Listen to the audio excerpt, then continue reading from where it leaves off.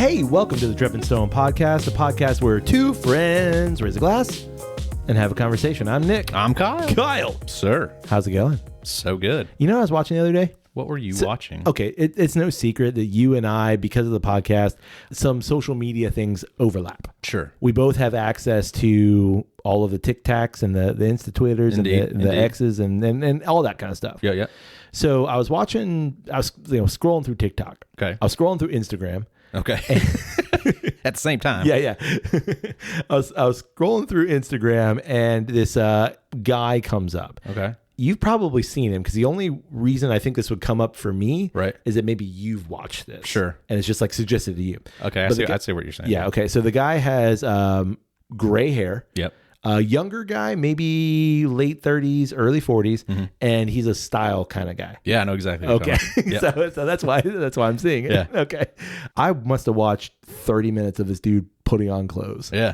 And I was fascinated. Yeah. Because that's not me. Right. I mean, you're looking at me right now. Yeah. This is what I wear all the time. Yeah. I mean, I like the slacks. Thanks. They're not jeans. They're not jeans. Yeah. And I'm color coordinating my shoes and my... Yeah, the same thing. Yeah, I see that. I could have worn gray. We're almost like teamed up here today. I see that. You want me to go put on some gray pants? No, Okay, it's fine. But I'm watching this and I'm like just mesmerized because the dude's putting together outfits that, first of all, like I'm not that kind of person. Right. But he's like putting colors together that are just amazing. Yeah. So I had this thought. Yeah. Is this what Kyle does when he looks at clothes? Not as well as that guy, but Yeah. I mean, some version of give that. yourself some credit. Like, I mean, come on, man. Yeah. I'm looking at you right now. I put effort into it. Yeah. Yeah. Just to say I don't. Not at all. That's exactly. Not at all. I'm just saying, like, call it what it is. I like to iron my clothes. Yeah. And then, I mean, I've got, I do that. color combinations and things that I like to put together. I see that. Yeah. Yeah, no, I know exactly what you're talking about. That dude is epic. And he's doing like a series right now where it's like superhero themed. Like he styled up as the Joker the other day. Yeah. Which was super cool. But it's just his stuff that he has. I'm sure every once in a while he'll have an idea and like go out and find a specific thing to fit that concept. But most of the time I think it is just like he just throws color combinations together, or like, people will write in with challenges. Yeah. Like, can you do every color of the rainbow is the one I watched last night. I'm like, no way. Yeah. That's going to look like somebody threw up. You're and right. It does, but it looks good. It's still stylish. It works. Yeah. And like, I forget the joke he made. He was like, I'm the captain of the polo team, so I'm popular, but everybody actually secretly hates me or something like that, just because he's like, he's like a little loud. Yeah. But like, I love the fact, like, I can say, and I don't, I look at some people, I'm like, man, I like that person's style. Right. I like this guy's style. Yeah, for sure. Like, it's all vintage. There's nothing that's like super modern crazy. Right. It's cool. But nice little embellishments and things like that. Like he did a whole, or maybe it's like an ongoing series that he does, but where he'll take a look this look cost $500. Right. I'm going to do it for $50. Yep. And that's fun too. I like the way this guy's attitude. He's just like, yeah, I can do gray on gray on gray on gray. Yeah, I'll make it work. Yeah. And like, you know what it reminds me of too was that little blip in Beckham. Oh, or you saw like that he had every wardrobe picked out, and obviously for the week. Yeah, that dude's got style. Sure, but yeah, he's got his whole week's wardrobe pressed and like hung on a separate rack. But then like just when he opened his drawers and you could see like everything was color. Yep. Wow. Yeah. Like, and like they didn't show this watch drawer. Yeah. But there's a watch drawer that's probably worth, $3 million. Yeah. I picture the one from Doctor Strange. Yes. Where he opens it up and they're all spinning. Right. That's what Beckham's watching. Yeah. If anybody's got that drawer, it's Beckham. Yeah, for sure. So it was really funny because like this actually happens a lot. And I know we've talked about it off pod where like I'll start watching stuff and then I know that you're seeing it. Right. And vice versa. It's kind of funny. Yeah, the social media stuff, like there's things that I can't necessarily say that like it was something that I didn't see and then saw it and thought that's got to be something Nick brought into it. Gotcha. Because I had access to it, sure, most of it longer than you did. Right. I've heard the same thing from other people of like if you start sending friends messages a lot, your feeds will start to kind of bleed together. Yep. So I get people all the time that'll say like, hey, I started getting a lot of like painting stuff or like artist things on my feed, and I know it's because we started sending each other stuff, and it's like, or like, sorry. A lot of the Dreppin Stone Instagram stuff that it shows us is like corgis. I'm like, I don't have a corgi, but like I'll watch it because it's dogs and it's cute. I'm like, oh, it's like, but now like every time you see a corgi thing, you send it to your wife. I see what's going. So exactly. You must love corgis. Well, and I also think like there's probably something where I'm assuming that because you're on your phone at home and like it's pinging off the Wi-Fi, like that kind of thing. It's hitting the IP address and like, it's just that it's both fascinating and scary at the same time. Yeah, for sure. But I saw that and I was like, this is Kyle. Yeah. And I watched it. I found it fascinating. So guilty. Yeah. Hey, you want to drink something? Yeah, I'm thirsty. Well, we've got 2 whiskeys here. Indeed. One we've already featured on the pod. Yep. And one we've yet to feature, but we're going to do it today. Excellent. These are both Irish whiskeys from Ireland. And they are from the West Cork Distillery. I remember West Cork. Yeah, this is the West Cork. So I'm holding my hand just because we'll start with this one. I'm holding the 8-year-old single malt Irish whiskey, patiently matured in first filled bourbon cask for 8 years to deliver a smooth and subtle single malt Irish whiskey. Hot dang. Yeah. In my hand, I have the blended Irish whiskey. It's a blend of the finest hand-selected grain and malt whiskeys, and this is also a bourbon cask. Interesting. Yeah, so you've got the single malt. Yep. This one is a blend. Okay. No age statement. No age statement. So what I thought would be really cool is that because we've already done the West Cork Irish, we would pair the blend together and see what we get out of that. Yeah, see if there's a little bit of a interesting flavor change. Yeah. I'm interested though, like that has no age statement. Correct. Because it's a blend. Right. So, I mean, there could be some 2-year-old. But tell me there that. Could also be some... Tell me that. Just tell me. I love information. I'm right there with you. You could say blend, it's 2-year, but then you could tell me what that blend is. It also has a 16-year, has a 25-year in there. Like, tell me that. Right. Yeah. I mean, it's always fun to see that stuff too. Yeah. I mean, I'm certainly in the argument of like, you can't give me enough information. I'll take as much as I can get. Correct.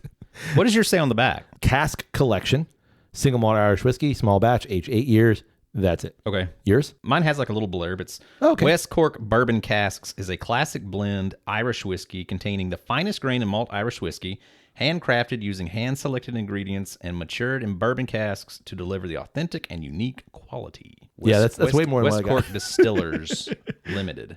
Nice. So do you think this is like their product? I think so. Going back into that whole I think ball it game. is. Yeah, I think it is because and I know they are a distillery. They're not an independent bottler. They are distilling this. When Carol and I were in Ireland, we did not go past West Cork. It was a little bit further south than like our travel took us. Right. But it was on the, hey, if we're in this area, let's go there. And we just never made it that far south. I mean, it does say here, the most southerly distillery in the Atlantic archipelago. Yeah, it's down there in the southern west coast of Ireland. County Cork. County Cork, Ireland. Yeah, I'm sure I'm pronouncing this incorrectly, but Skibbereen? Yeah. It's in the town of Skibbereen? Yeah, it is. Anyway, so I'm sorry, everyone in Ireland, that we're butchering these names. But yeah, I saw a lot of West Cork. There's a lot of variations of West Cork when I was in Ireland. I saw this one here. Yep. I was like, I gotta try it. So there's like a little splash out of it. Just a neck pour. So let's jump into the 8-year first. Okay. Yeah, this bottle's almost gone. So much so that you can't even hear the pour. Kablam. So I don't think we need to do a whole nother review of this one. But do you remember the episode? No idea. You want me to look it up? No, I know what it was. I know the topic. Oh, you do? We were talking about All Quiet on the Western Front. Oh. We tied it in with the Western. West. Yeah. Yeah. That was like a year ago. Yeah, it's probably right around it. I feel like that was right around Holidays. award season. Yeah. Holidays. We looked into that season, because sure. like All Quiet on the Western Front was up for some awards and stuff. For an 80 proofer, it's got a little bite on the nose. I'm really interested right now in the way that bottles do change. Sure. As you drink them.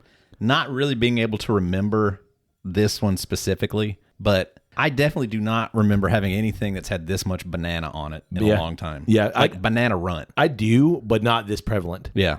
I mean, I am of the, yes, whiskeys absolutely change when you open that bottle. Yeah. I have thoughts on like the degree of the change. I think some change more than others. Agreed. I'm always shocked when I'll have certain bottles that for whatever reason, I don't like those bottles when I first open them. Yeah. And then at some point in time, I get enough fluid out of the bottle that enough air can get in. Yeah. And something starts to happen, it starts to change. And then I finally hit that bottle at some the right point. And I'm like, ooh. Yeah. See, that's not bad now. When that happens to me, normally it's a higher proof bottle. They're like, oh, now it's great. Right. Normally with a lower proof bottle that I've had for a little bit, normally it's like, okay, I get it. I've had it happen on both. Like I had it happen recently on like one that's like 86. Oh yeah. That just every time I had hit it, it's the Cavalon. Every time I've had it, it's just been kind of like, ooh, gross. Yeah. Finally hit it the other night though, and I was like, hey, that's not bad. All right. That's not bad at all. Yeah, Banana Run and Expo marker. Yeah, definitely got some Expo. Whiff of shortbread. It's back in there. Yeah, but like, it's not prominent like a lot of when you really think Irish whiskey. Yeah. It doesn't come forward. It's got like outside that banana note, it's got some bright fruity nature. It's almost like shortbread. What's the berries? Like it's the shortbread, like the Danish shortbread cookie with that jam in the middle. You know what I'm talking about? Oh yeah, that little one that gets stuck in your teeth. Yeah. All right. Irish whiskey. Yeah, for sure. On the palate, it's nice. It's super friendly. Yep. Decent amount of like barrel note. Mm-hmm. The runt note goes away. Yeah, it's not on the palate. No. I mean, it's still a little banana-y, but the fake banana, the runt banana. For everybody who doesn't know, runts is a candy. Yeah. just like so that we're clear. Banana flavored things. But it's easygoing. Yeah. Easygoing. Not offensive in any way. Nope. One note. Yeah, definitely. But friendly AF. You could easily crush a bottle of this. Oh, yeah. Easily. There's a bit of pepper note. A bit of spice. I'll give you that. Yeah. Bit of spice. Yeah, right at the end. Something tries to reach in and goose you. You know? Just, whoop, hey. It's delicate. I'll say this. That's what I love about Irish whiskey. Just as like a blanket statement is that, yes, there are fantastic, rare and difficult to find and like Irish whiskey and independent bottlers that are doing insane things. Indeed. I mean, we know a guy. Yeah, we're looking at you, Dahi. But as a whole, Irish whiskey tends to be just friendly. Yeah. And maybe that's distilling it down too much. See what I did there? I see what you did. Yeah, I know. Maybe it's distilling it down too much, being a little too broad with that statement. But I feel like more so than every other whiskey, as a whole, Irish whiskey is just friendly. Yeah, I can definitely agree with you there. Like, it definitely doesn't have... We haven't had many anyways. Yeah. That have had any kind of like sharp edges and things like that get too aggressive or anything. Sure. I mean, we've definitely had some that were kind of stinkers. Yeah. But... Sure.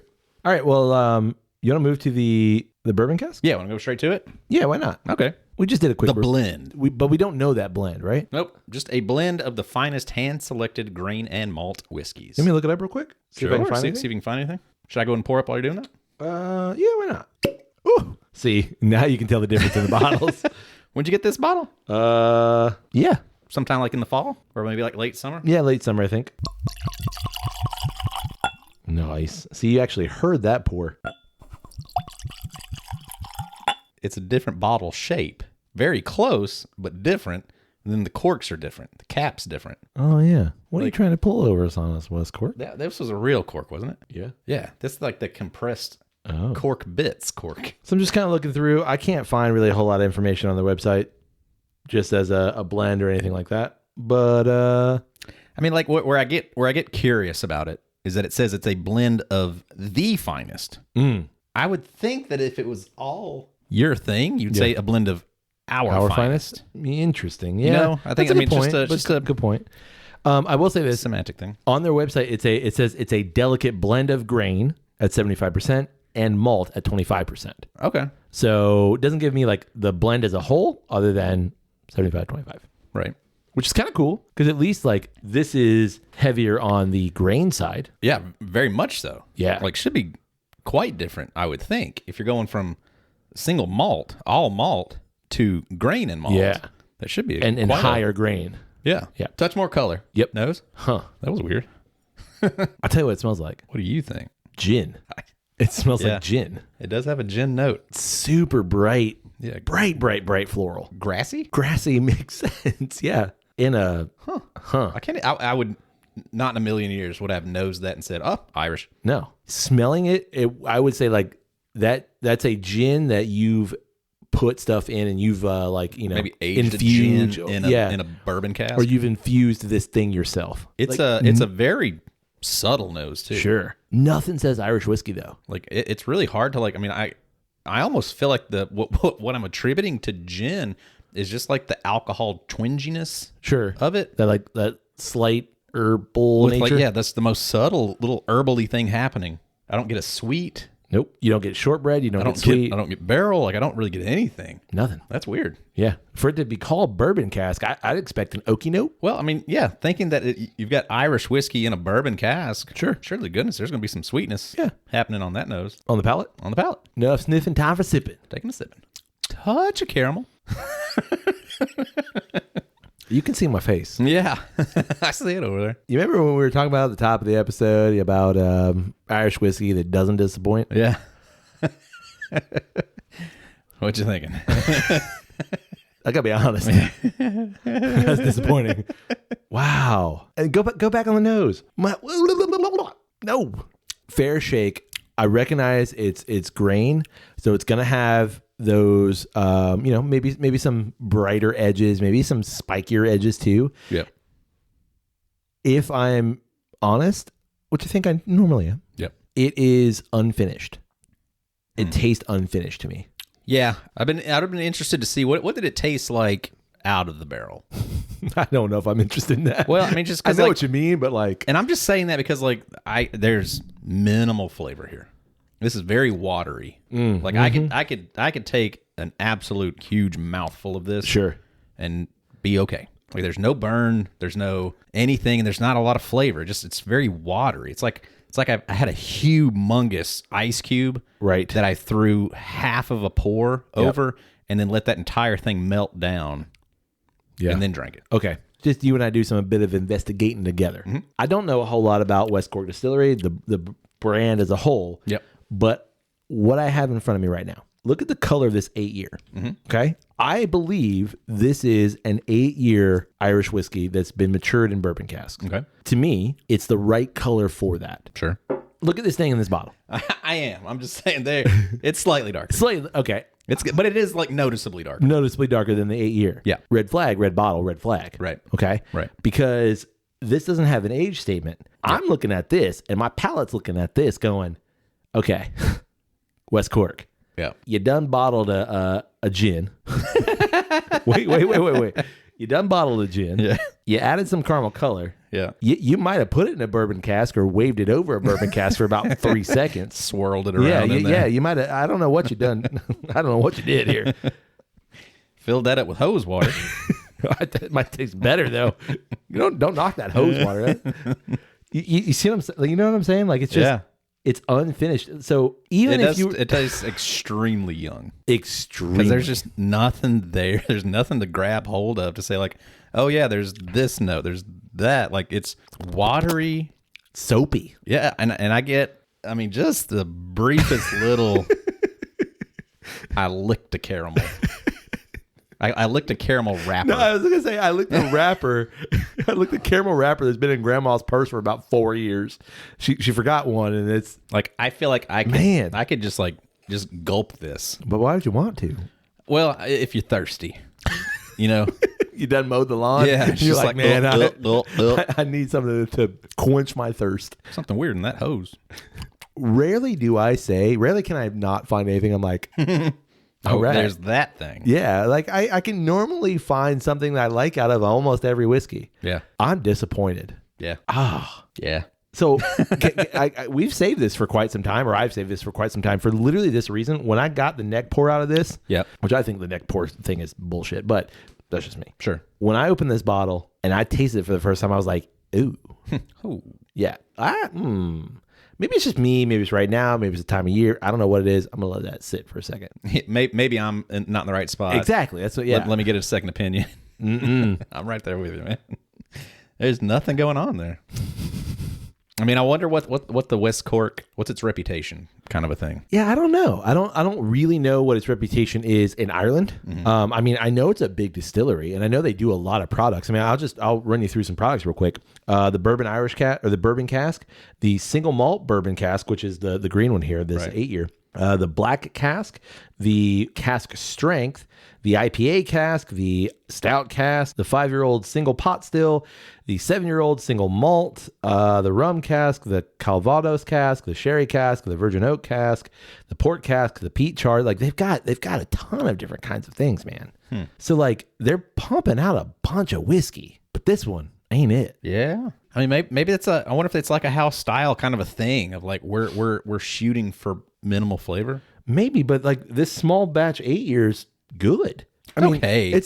When I say good, I mean like nothing to write home about, but there's nothing I'm like, nope. Yeah, for sure. But there ain't nothing in that bourbon. In that bourbon cask, I'm like, nope. Like I can't. Sorry. Yeah, there's just nothing. Well, it's colored water. For all you people who say we like every whiskey we try, here's one we don't. Yeah, at least me. Yeah, no, I'm with you. Okay. Like this one is this is not a whiskey drinker's whiskey. Who's this for? It's for somebody that, I mean, maybe it's an introductory brand. You know, maybe you're getting into the game. Sure. Okay. Fair. Maybe you're somebody that just doesn't. I don't know. I really don't know. You're trying to give them. Well, I mean, I'm trying to think of like, you know, maybe this is like, you know, who would you buy this for? Well, but like, who would you buy Busch Light for? But they sell a lot of it. You're okay.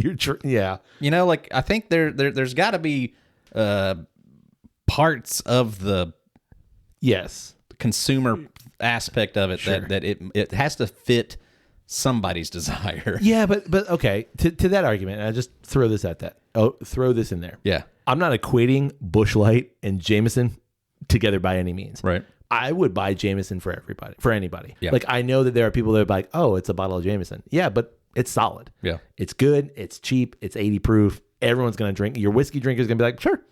Your initiate's going to be like, okay. Right. This is not that same analogy here to me. Well, I wouldn't put Jameson and Busch Light in the same thing though. I think I would put Jameson more in like a Yingling type category. Like it's got flavor. You can taste it. I got you. And that's going to give you like an idea of what it is. It's not going to, you know, kick your socks off. I see.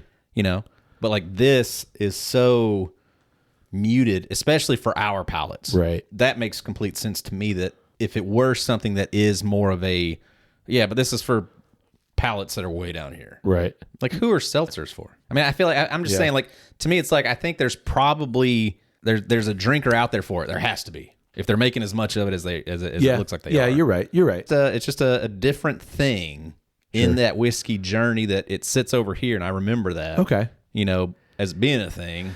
It's not anything I drink now, but like, you know, maybe over there it's like $5 a bottle. Sure. And, you know, you just want to, y'all having a quick 6-pack kind of a night. Got it. Hey, let's go drink a bottle of West Cork right quick. Yeah, but Jameson exists, so why would you? I mean, I see what you're saying. I don't know if I can be convinced. I mean, it's just the same. To me, it's like the same thing of like, well, then why would you go buy Bud Light? Mm-hmm. Budweiser exists. Right. You know, the argument can't be solely for flavor. Right. But maybe like it's a thing. Maybe it's a cultural thing of like, let's kick back a 7. These are 750s. Yeah. But like, you know, let's go kick back a thing. Yeah. And we want something that's not going to challenge us, that we can get through real quick and have a kicker of a night. It's the Fireball kind of thing. Yeah. Yeah, like, okay. or like Fireball's kind of like on the other spectrum of like we just lots of flavor. Yeah. But this is like minimal flavor. We just want to get to by God, I'm not drinking vodka. Right. I'm drinking whiskey. Or you know? We want to get to a certain state of mind right quick. Yeah, real quick. Yeah. Okay. Well, maybe. And maybe that's where it exists, you know. Given the choice, maybe it makes a really good Irish coffee. Oh, okay. Because it doesn't have a lot of flavor to it, and like somebody like myself, that the times I've tried it, not a fan. I like the two separate. I don't like them together. Right. Maybe that would work. Maybe that's it. Maybe that would make a great Irish coffee. Okay. Well, I'm going to say I'm trying, West Cork. It's not sipping whiskey. I'll tell you that. You're doing the thing, and good on you, because I'll drink that 8-year. That 8-year over Jameson. Honestly, I'd say the 8-year, just because I know it's a little more or it's a little smaller, but it's not better than Jameson. Right. Anyway. Well, now that we've had a drink. Now that we're drinking. Sure. What do we want to talk about this week? You know, something that I feel like is becoming more and more and more and more and more prevalent. Yeah. Is the influence of AI. Yeah. And like I know we've hit on it here and there and like discussed some certain things about it. But what really is like got me thinking about it recently, I saw a post and I immediately sent it to you of like, hey, what do you think about this? Yeah. And it was a video of, I mean, certainly with how influential news and 24-hour news programs and stuff like that are contemporarily for us.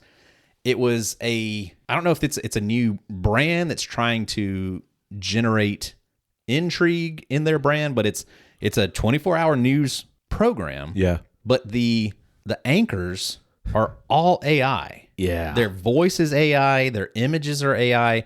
It looks like they're sitting there talking like it's a person, just like a normal news anchor, giving you information, but the person is not a real person. No. It's all generated. You sent me that and I watched it. That video is like, it's talking about the fact that it's AI. Right. And they're kind of like, I think you said, like, they're kind of drumming up like, we're being transparent. Right. This is all AI. Yeah, just so you know. But it's so close. Well, yeah. I mean, like at no point in time did I ever like question it, but it's, they go from this person. Yeah. And then it like seamlessly goes into the next image of a person that's a completely different person, different race, different sex, like completely different person, different age. The message went completely on beat for beat. Like there was no skipping anything. It's just like, it's just the person giving you the information changed.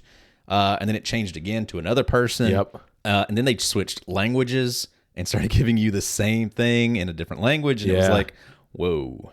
Yeah. Like it's that easy now. And part of me went, whoa, that's kind of cool. Right. That like to some degree you could tailor the news and get news maybe like how you want it. But I also don't know if that's a good thing. Yeah, like maybe you could like select your anchor. Right. Like how you want to receive it. Now I'm thinking like, whoa, wait a second. This is scary. I mean, to a degree, I don't disagree. But at the same time, we're already doing it. Oh, no, for sure. Like I use Alexa. Yeah. Alexa, you can change the voice of Alexa.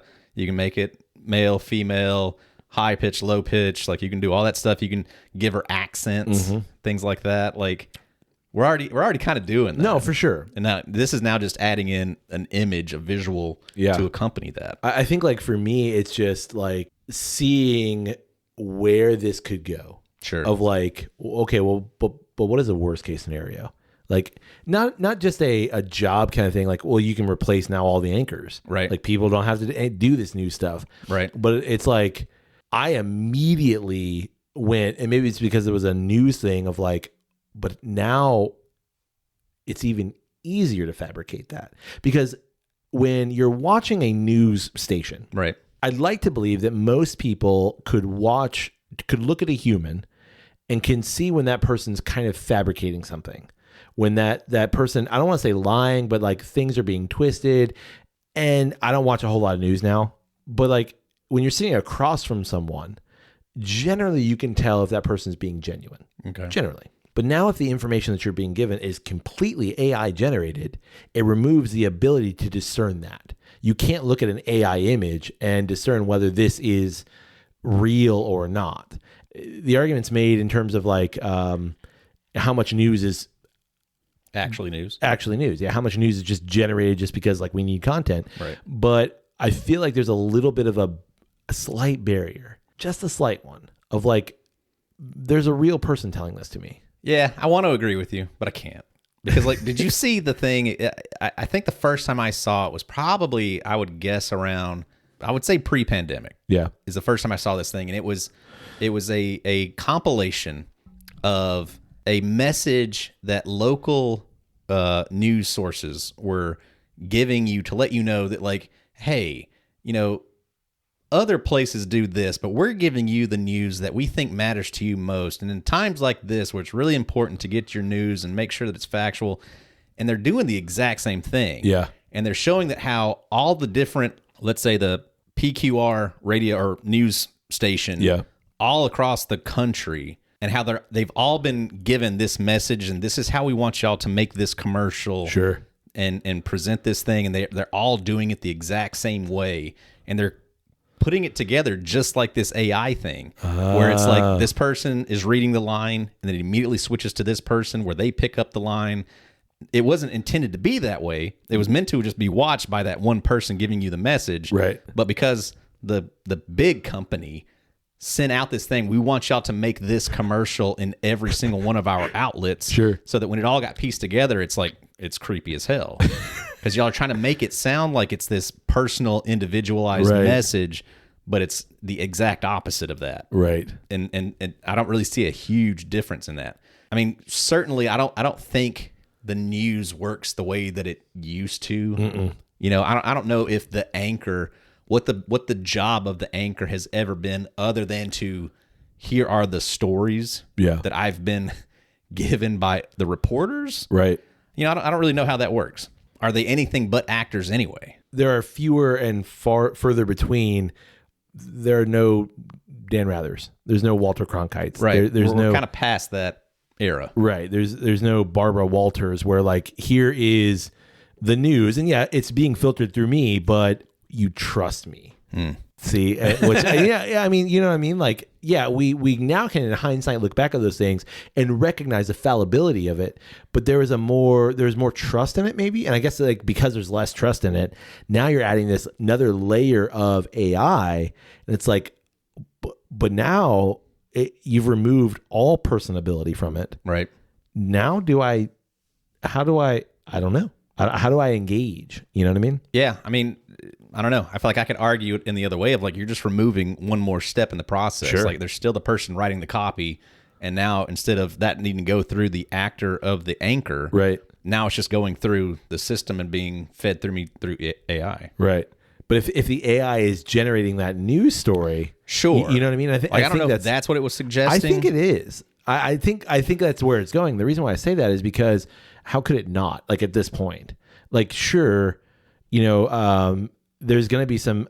I assume there's going to be some facts built into this, but like what you're saying with like the AI as the presenter of the information, like there's not a whole lot of difference between that and animation. Because if I'm giving this animated things to say, now all I'm doing is allowing a computer to animate that thing. Right. So there's not a whole lot of difference there. I think what it is it's the AI that's aggregating this news and is pulling it from somewhere. I don't know if it's pulling it from local places or if it's pulling it from, you know, national news sources. My assumption is that there's a human writing some sort of, you know, article, and then the AI is grabbing that and then making that news. That's where I see the problem. Because if left unchecked, and I know that we're heading towards a kind of a larger conversation about AI, but if left unchecked, what's to say this, you know, what is the validity of this information? Even more so than what is the validity of this information now? I guess at that point in time, the argument is you can direct that at the company that owns the AI. Sure.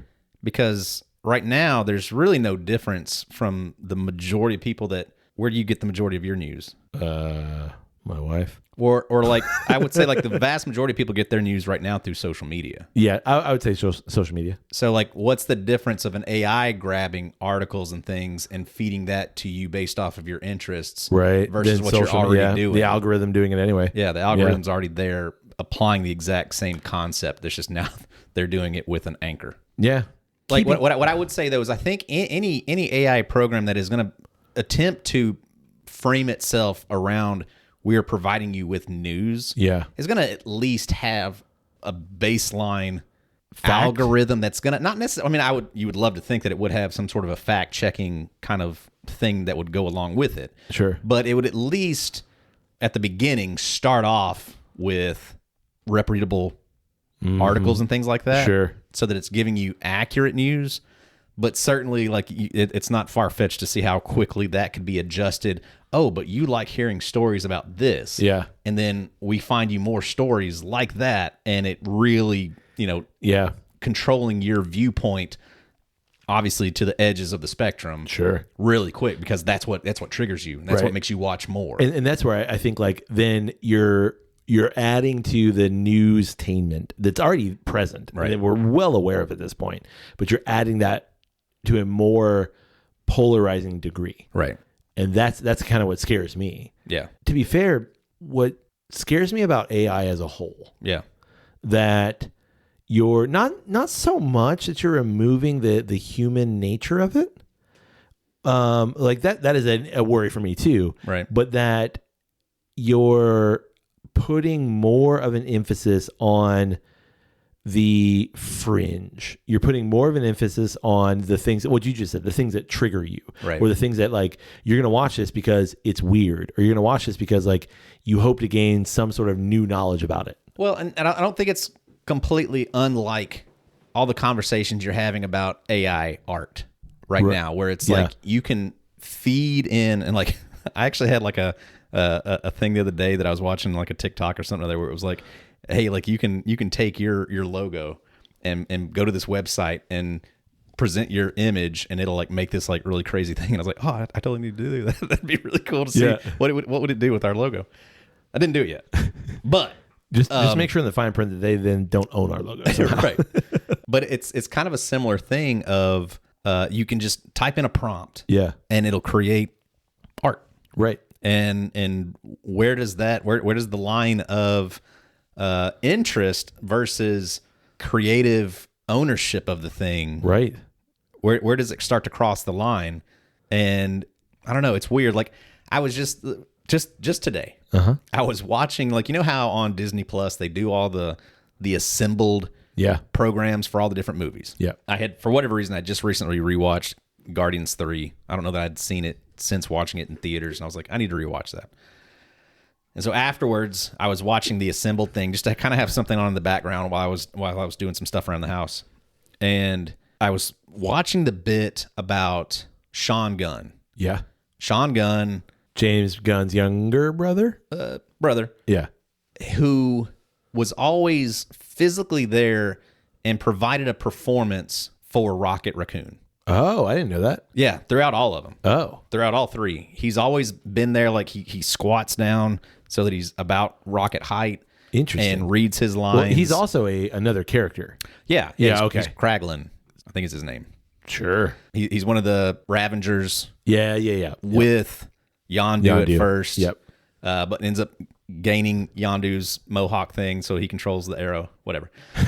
But anyway, so like, but throughout all three movies, he's always provided a physical presence for Rocket. I didn't know that. He like squats down and walks really funny.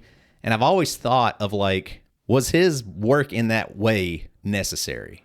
Ooh. And like, certainly all the actors will say 1,000% that it was. Yeah. It was absolutely crucial for him to be there, providing so he had a real thing to act with. They also have like a little stuffed Rocket that they can just like kind of sit there for actor's sake. Yeah. Just to kind of get an idea of, again, what you're looking at and what he looks like and that sort of thing.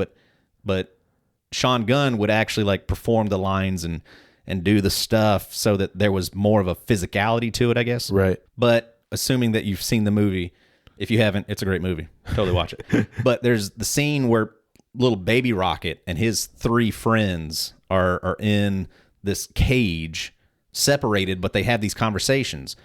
And they actually had the actors who were all those people. So Sean Gunn was in there for Rocket, and they had other performers who were the other animals acting out these scenes with the, you know, the CG suits, you know, where they got the balls all over them and stuff. And you know, it made me think of like, I mean, we've had animation for years. Like, could the animators not have just used their talent to create these scenes?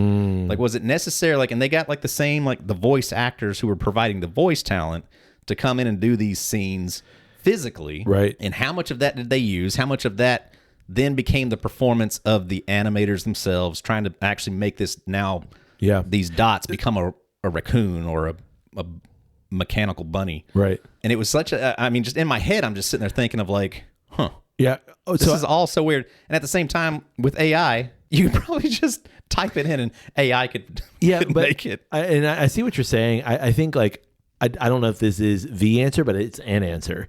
That like right now, AI and animation is the worst it will be. And animation is great, and AI is pretty damn good right now too. Right. But it is currently and will always be, you know, in our current time period, the worst it will be. Right. It's only going to get better. It's only going to get better. Right. Right. So like right now, in order to make this animation feel as believable as possible, you kind of I don't want to say have to have that character or that actor acting this out, but it makes it more believable because now I have something to go off of. I have a human, and because I'm trying to portray this anthropomorphic raccoon who has these humanistic qualities, I need to make it as human as possible. So I need right now Sean Gunn to do this thing.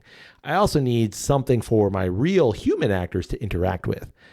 But in 5 years, I might not need that. I might not need the actors in general. I could just stick the things in there and it's going to be okay. Yeah. I mean, I think at this point in time, there's a sense of, and I think it goes back to what you're saying with the anchor of like to having some sort of as much human connection to the thing as possible. Right. And how that kind of keeps us sane. Yeah, well, it keeps us sane, but it also keeps us grounded in like, I recognize the thing is about Guardians, but grounded in reality. Right. Like, you know what I mean? Like this thing is real. Right. Right. Like I recognize the oddity of that statement, but it's the same with like, I've read a lot of literature. Sure. As someone who is as trained as I am in reading literature and has experienced as much as I've experienced, I can reasonably read something that's AI generated and go, this is not real. Right. But I recognize that that's right now. Right. In 4 to 5 years. Yeah. Or maybe I'm even being too conservative. Like maybe even a year. Who knows? Right. I might not be able to tell that anymore because it's only getting better. And, you know, I want to say like, yeah, but it's language and it's creative thought and it's these things, but you can approximate that pretty easily. Yeah, and it's not only that, it's like obviously like the programs themselves are going to get better at blending that edge, you know, and making it fit more with our vernacular, but it's also too that like as we're still being more exposed to the stuff, our understanding of the thing is also going to shift towards that center also. I was literally thinking about this the other day. Like it only takes a generation before the thing doesn't matter anymore. Like for sure. You know, not that we don't have radio because we still do, right? But like it only takes a generation of people who grew up on TV to look at the radio and go like, well, that's not the same thing. Why would you waste your time listening to that? Yeah, whereas like people who actually gathered around the radio to listen to radio programs, right? You know, like that was like there's a sense of like real there, right? Like this thing is actually. I mean, you know, you look back on like the original War of the Worlds. When that was being broadcast, people freaked out. Right. And looking at it now, going like, y'all serious? Right. But how'd you fall for that? Yeah, you fell for that? Yeah. But like, if you put yourself in the kind of like the space of that individual, right, that makes sense. So it's only going to take, you know, a generation, maybe 2 before what you just said. Like there is no, I don't know, there's no, cognition of like, is this thing real or not? It just is. Yeah, I mean, it's just the hard edge. Like it's the Scorpion King, right? That horrible CG, at that point in time was like, right? Who would ever fall for that? Yeah, compared to where we are now, and it's correct. Like, oh yeah, no. Well, I mean, and you look at things like, I mean, to that same point, you look at things like Jurassic Park, which still looks incredible. Yeah, you can tell in certain. But it still looks incredible. But a lot of that's also practical with like hints of CGI. Right. They're blending it. Exactly. Whereas what you just, you know, mentioned Scorpion King and countless other films of the early 2000s of like, yeah. You're not ready. You're not ready. But in 20 years, are we going to look back on Guardians of the Galaxy and go like, whoa, that doesn't hold up? Probably. We'll probably go back and look at those and be like, oh yeah, they didn't have the right lighting. They didn't the textures were a little off. Sure. You know, it won't be perfect. It won't have the same weight, you know, kind of a thing. Have you seen that thing of like it's that Wave Runner or jet ski game? It's like it's water and it's like, wow, you remember, it won't get any better wow, than this. This water is incredible. And like it's awful. Yeah. Right.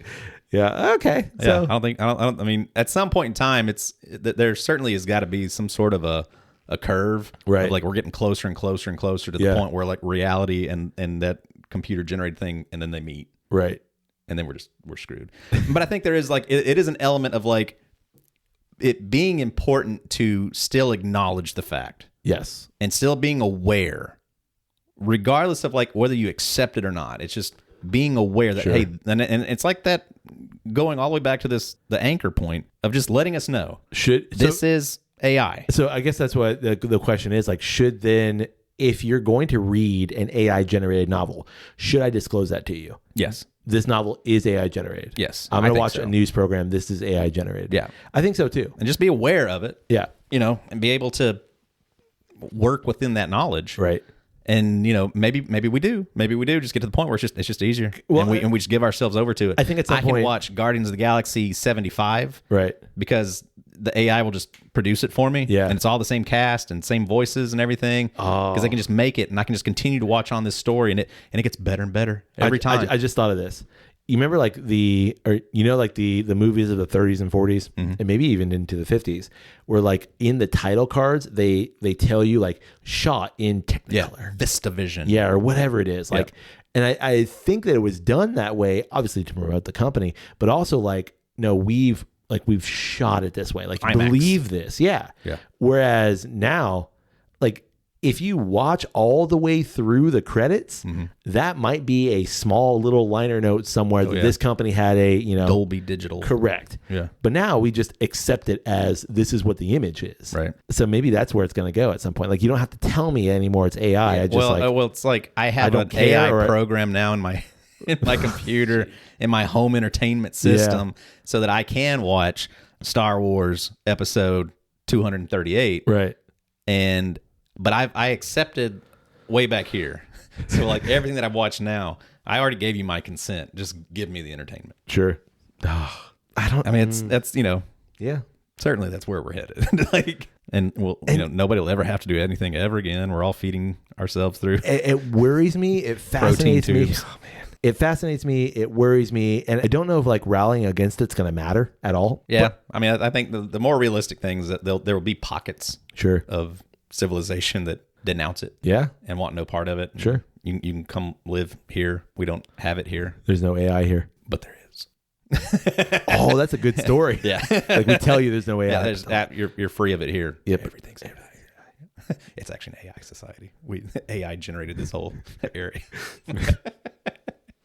On that note, you got anything else? Nah, I think I'm good. Yeah, we got a lot of this West Cork bourbon cask left. Yes, you do. Yeah. Well, we'd like to know, what do you think about AI, where AI is going, AI generated news? Yeah, like I just shared a thing on our Instagram the other day of like this AI generated Blanton's Lego set. Oh yeah.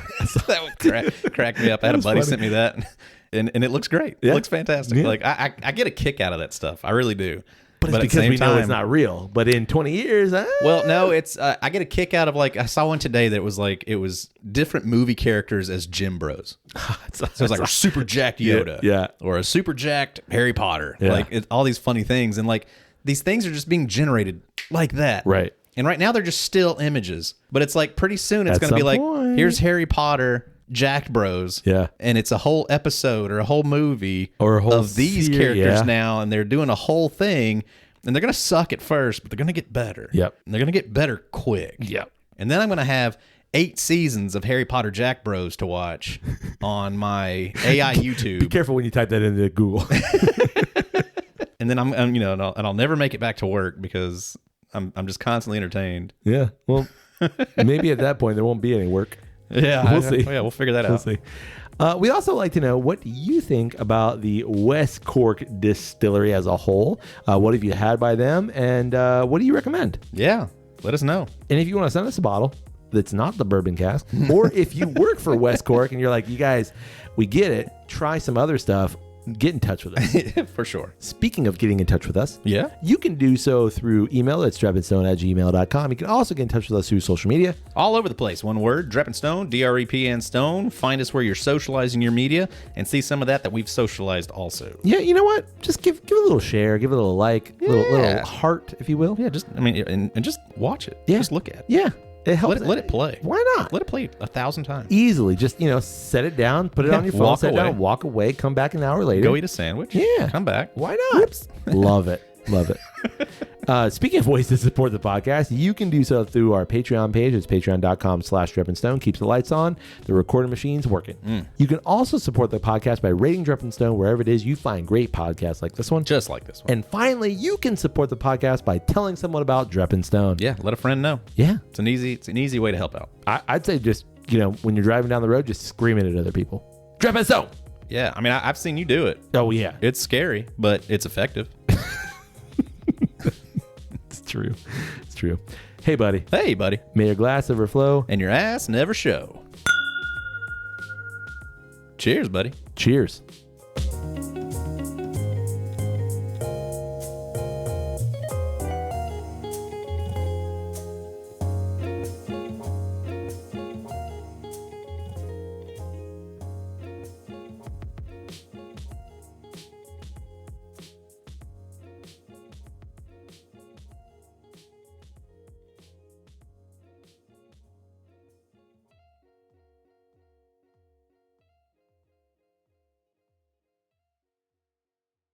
That sucks for the sport. It does. So ready. So ready. Oh, wait. I forgot to do the thing. Whew, that water is crisp. Boing, boing, bada, boing, boing. All right, I'm gonna hit that button again. Hit it again. These are both Irish whiskeys. Irish. Right. Irish. Yeah. Yahoo. Oh. That's dark AF. Well. Oh, darker, not AF. Slightly darker. Speaking of touching us. Ooh, whoa. Don't put that in. It's an Alabama thing. Oh, don't. Okay.